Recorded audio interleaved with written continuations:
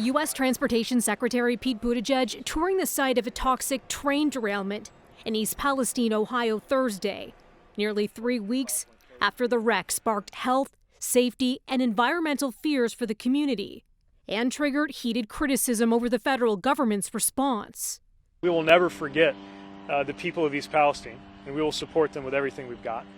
Buttigieg, who's pushing for tougher safety regulations, has been facing criticism from residents for not visiting sooner.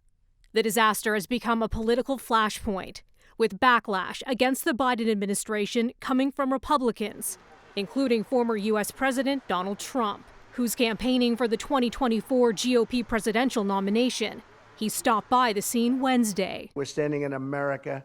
Unfortunately, as you know, in too many cases, your goodness and perseverance were met with indifference. Did you wait too long?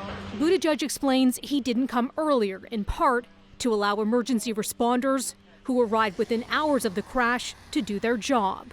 Officials say the long-term cleanup is now underway, where the Norfolk Southern train carrying toxic chemicals, including vinyl chloride, a highly flammable carcinogen, derailed on February 3rd.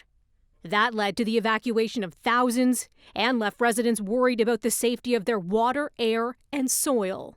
There is no way we are safe being here. People in town are afraid. Being this close to the train derailment, I don't trust it. New Thursday, the National Transportation Safety Board releasing their preliminary report, saying the train engineer applied brakes as soon as an alarm rang, warning of an overheated axle. And they say the train was traveling just below the speed limit.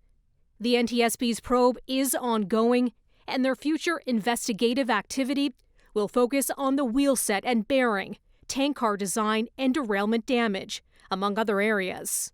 We haven't seen any additional signs of aquatic life suffering, and in fact, we have seen live fish already return to Leslie Run. The director of the Ohio Department of Natural Resources says they don't expect chemicals from the train derailment to spread further.